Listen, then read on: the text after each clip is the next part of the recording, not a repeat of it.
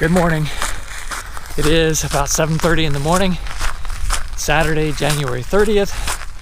Welcome to Live True with JT. I'm JT, and I am training to run the Grand Canyon, rim to rim to rim, and my goal is 16 hours. Man, I did not want to get up today. I did not want to do this. Typical story, stayed up too late, slept in, my bed was nice and comfortable, nice and warm, and I didn't want to get out of it. It was dark, and it's funny how you can want to do something and really not want to do something all at the same time. Of course, I'm glad I'm here now, and this just gonna do a short one today. I'm still trying to get back in shape, and so I'm headed towards I'm gonna do the same loop I did last week, and it's a beautiful morning. I usually don't get here this late. I'm now that I'm up and going, I wish I'd gotten up earlier, of course. You can see the moon back there. A full moon. I think it's like some special kind of moon this month. I can't remember what it's called, but that's pretty cool. That's really cool. All right, I'm gonna get going. No, my voice was cracking. I'm gonna get going, and I will check in with you in a little bit. That plane's really loud.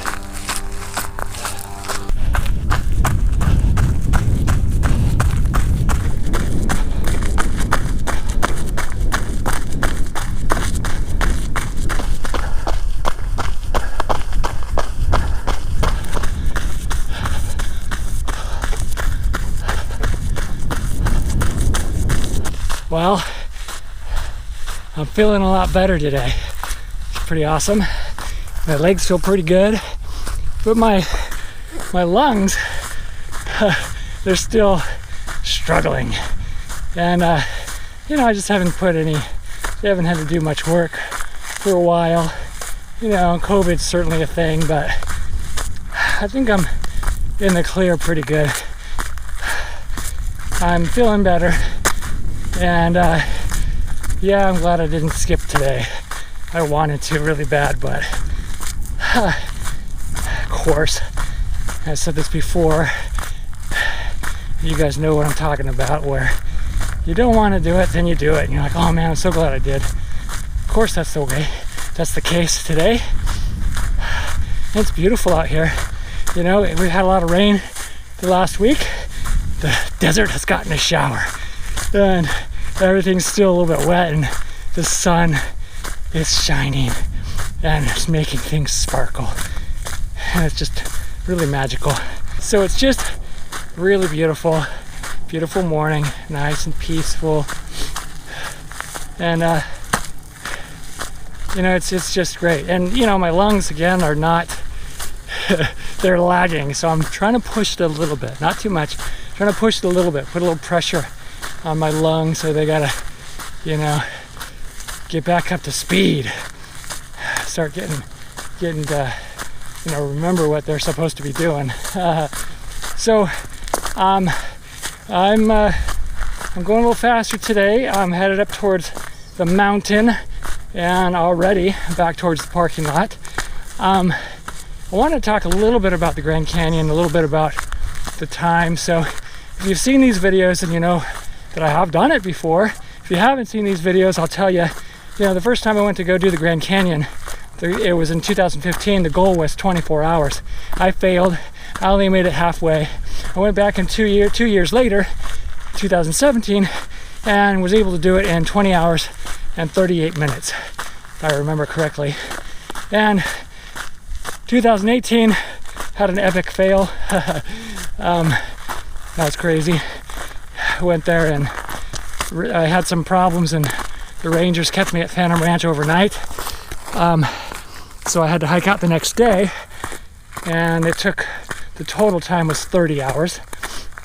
And 2019, I went in May and was able to do it in 19 hours, 16 minutes.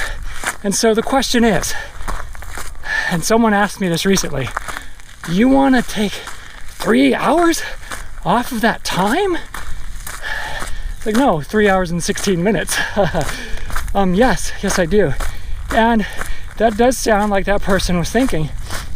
And he's a little bit of a triathlete, so he knows, how hard it is to do some distance endurance stuff and to actually improve your time, but those so significantly. But in my mind, it's very doable. It's just when you're doing such long distances in such a,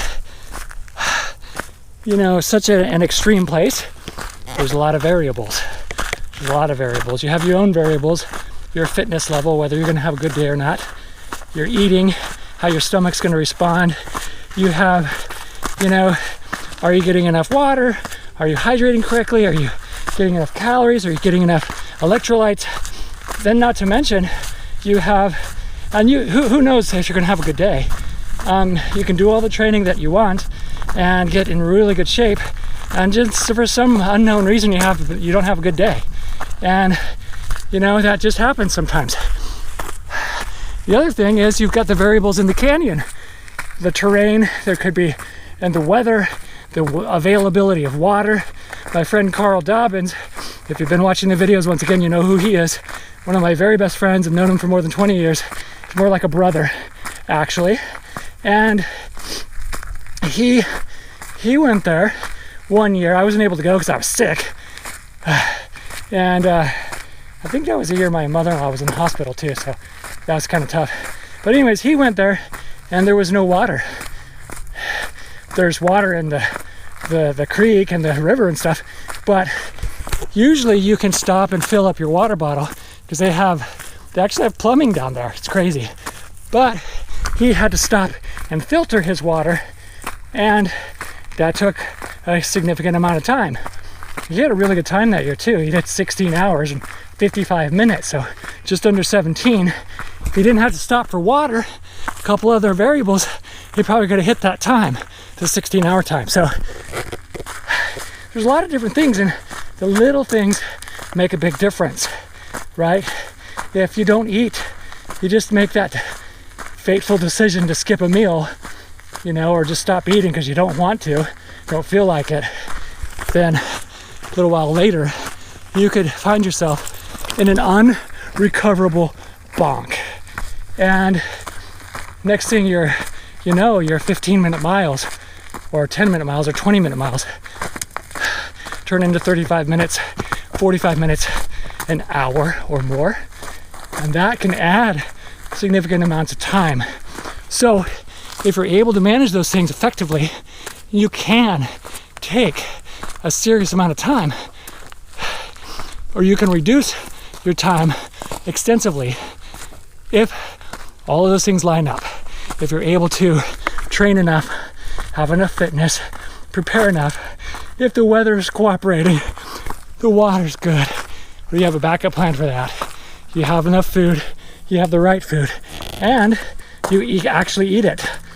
And there's other things too, mechanical injury, gear failure, or so many things variables that you have to manage and contend with.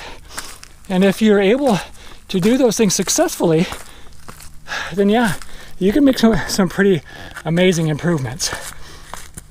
One of the things that I think people underestimate is going downhill. We think, oh yeah, going downhill, easy, right? Gravity's on your side. But there's so much of it, and it's so steep. Going downhill, every time you take a step, puts a massive amount of force on your quads, on your legs, all at once, on your joints. And that fatigue or that stress adds up over time, every step, and results in an overall fatigue. And that can be crippling. Whew, I'm winded. See, my lungs just aren't there yet. Whew.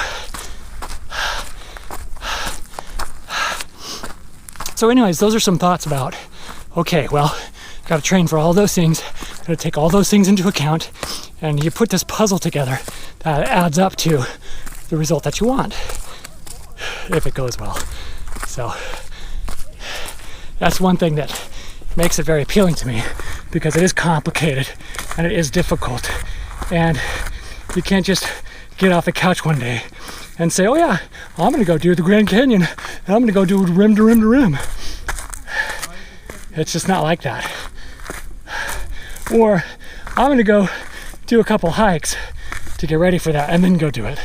No, that's a recipe for some serious trouble. And you hear those stories all the time, unfortunately. I actually think the Bright Angel Trail, now you have to look this up, or I'll have to look this up, but I'm pretty sure that the Bright Angel Trail ranks at the top or very near the top of the most dangerous trails in the world. And I think that's because it sees so much traffic, and so much traffic with very inexperienced people. So I think that skews the statistics, drives those statistics up pretty high. Having a hard time talking. Maybe that's what I need to do for training, is just go up a hill and try to talk the whole time. So, inexperience and overextending yourself, whoa, that's one way to walk yourself right into trouble. So anyways, those are some thoughts I have. Hope, that last thought, I hope that's not negative, but it's just something you have to prepare for, you have to think about. I'm trying to do enough training to get myself into shape, but then I'm also planning for all these things and trying to put this big puzzle together. And I'm not just going based off of my own experience. I am in contact with some very experienced people that are helping me and coaching me along the way. And if any of you guys are out there watching this, thank you. Thank you. All right, well, I'm gonna stop talking and keep walking and head back towards the parking lot. I'll see you in a bit. Whew. Well, another day of training. I feel like I'm feeling more confident. Felt pretty good today. I was able to push it a little bit. Let's see, what does Strava say here? 4.5 miles, 14-minute mile pace. Took me about an hour, a little over an hour. So that's pretty good. I'll take it. I'm really not worried about the time right now. I'm just worried about getting out on my feet. And I really need to pick up the pace, so to speak. I'm not worried about my pace, but I need to pick up the pace. My training pace. I need to be putting in more volume, but doing that in a measured way. So, hope you enjoyed today's video, and I'll see you out on the trail next time. Have a great week.